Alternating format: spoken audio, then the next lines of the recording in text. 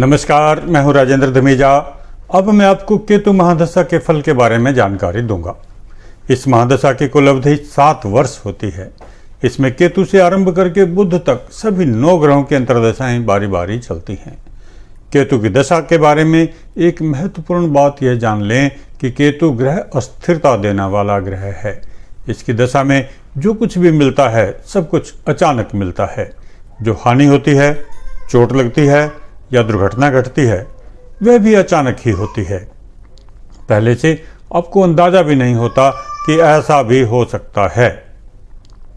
अब एक बात और समझ लें कि राहु व केतु ग्रह छाया ग्रह हैं। इनका अपना कोई शरीर नहीं होता, न ही अपनी कोई राशि होती है। ये जिस ग्रह की राशि में बैठते हैं उसी के अनुसार अपने फल में परिवर्तन कर लेते हैं। इनके साथ जो ग्रह बैठे होते हैं उनका भी इन पर पूरा प्रभाव दिखाई देता है। किसी भी ग्रह की दशा अवधि में उसके फल के निर्धारण में उस ग्रह की विभिन्न राशियों में स्थिति, उसका विभिन्न भावों का स्वामित्व, अन्य ग्रहों की उसके साथ युति, युतिकारक ग्रहों का विभिन्न भावों का स्वामित्व, ग्रहों का दृष्टि संबंध तथा अन्य ग्रहों के साथ उसके मित्रता व शत्रुता के संबंधों आदि का बड़ी सावधानी पूर्वक अध्ययन किया जाता है।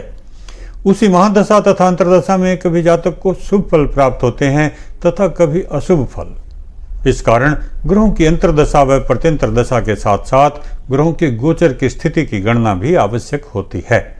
ग्रहों की विभिन्न राशियों तथा अंशों पर स्थिति उनके शुभाशुभ फलों में परिवर्तन करती है। अब मैं केतु ग्रह की महादशा के समय प्राप्त होने वाले सामान्य फलों का विभिन्न ग्रंथों में दिए गए फलादेशों तथा अपने सामान्य अनुभव के आधार पर वर्णन कर रहा हूं। जैसा कि मैंने कहा, केतु ग्रह के संबंध में कहा जाता है कि राहु की तरह इसका अपना कोई शरीर नहीं है। यह तो आकाश में निर्धारित केवल एक काल्पनिक बिंदु है जो राहु ग्रह के ठीक सामने होता है।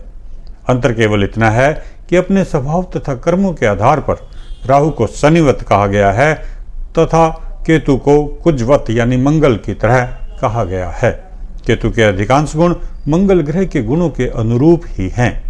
इसी कारण यह बहुत तेज ग्रह है, शुभ प्रभाव देने में भी और चोट पहुंचाने या दुर्घटना कराने में भी। यह उत्कृष्टता का प्रतीक है। जिस ग्रह के साथ बैठता है उसमें उत्कृष्टता भर देता है।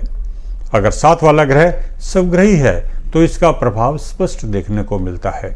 जिस भी स्वग्रही ग्रह के साथ केतु को युति करते हुए पाया गया है उस ग्रह के अपने गुणों में बहुत ज़्यादा वृद्धि होती है और व्यक्ति उस ग्रह से संबंधित क्षेत्र में उत्कृष्टता प्राप्त करता है। केतु का एक अर्थ पताका या झंडा है। झंडे अथवा ध्वजा को लेकर सबसे आगे और ऊंचा किए हुए ही चला जाता है। केतु ग्रह का भी वही प्रभाव है। व्यक्ति को शिखर पर पहुंचाने की सामर्थ्य उसमें है। यदि यह दुर्गुणों में वृद्धि करता है तो सद्गुणों में भी वृद्धि अवश्य करता है। केतु को मोक्ष का कारक माना गया है। राहु व केतु की अपनी राशियों व उच्च नीच राशियों आदि के बारे में विद्वान एकमत नहीं है। उत्तर कालामृत में कहा गया है कि राहु तथा केतु वृषभ तथा वृश्चिक राशि में क्रमशः उच्च होते हैं। उनकी स्वक्षेत्र राशियां क्रमशः कुंभ तथा वृश्चिक हैं।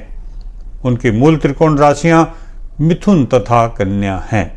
सिंह तथा कर्क उनके लिए शत्रु राशियां हैं। तुला तथा मकर उनके लिए मित्र राशियां हैं। मेष तथा गुरु की 2 राशियां अर्थात धनु तथा मीन उनके लिए तटस्थों की राशियां हैं। जब ये छाया ग्रह उच्च हैं तो अति बलवान होते हैं। अन्य स्थानों में इनका बल स्थान की शुभता अथवा अशुभता के अनुरूप होता है। फल दीपिका में कहा गया है कि केतु की महादशा के समय सामान्यतया शोक, विनम्रता, स्त्री व मालिकों से पीड़ा, धन हानि, अपराध, स्वदेश से स्थान परिवर्तन, दांत व पैरों में पीड़ा होती है तथा अधिक बलगम से भी पीड़ा होती है। उत्तर कालामृत में बताया गया है कि यदि केतु शुभ हो तो अपनी दशा में विजय देता है, क्रूर कार्य द्वारा धन प्राप्ति देता है, अन्य देश के राज्य द्वारा भाग्य देता है। पद्य रचना का आरंभ करना तथा शत्रु नाश देता है। यदि केतु अशुभ हो तो महान कष्ट, असफलता, हानि, उद्यम का नाश, हृदय में पीड़ा, टीबी, कंपन आदि नसों के रोग, ब्राह्मण वर्ग से द्वेष तथा महान मूर्खता के कार्य आदि देता है। केतु को सामान्यतया धार्मिक प्रवृत्ति वाला अशुभ ग्रह माना गया है। यह नाना और दादा का प्रतीक है। यह स्वार्थी है, सांप्रदायिक कट्टरपंथियों का प्रतीक है। यह तंत्र विद्या का भी कारक है। यह चेचक, हैजा व अन्य संक्रामक रोगों का कारक है। इस सब जानकारी से आपको केतु ग्रह की महादशा की अवधि में विभिन्न ग्रहों के प्रभाव को समझने में सहायता मिलेगी। इस महादशा की अवधि में सामान्यतया नजर दोष व विभिन्न प्रकार की तंत्र बाधाओं का सामना करना पड़ता है।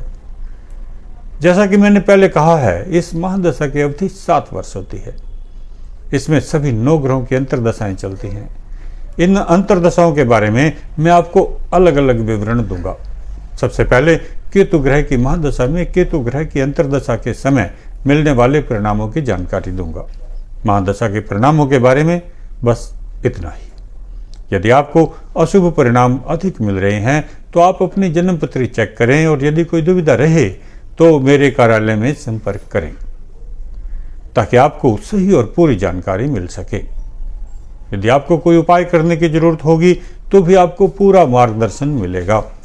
मेरा कार्यक्रम ध्यान से देखने और समझने के लिए धन्यवाद। मेरे चैनल को लाइक करें, सब्सक्राइब करें व शेयर अवश्य करें ताकि आपको व आपके मित्रों को सही जानकारी समय पर मिलती रहे।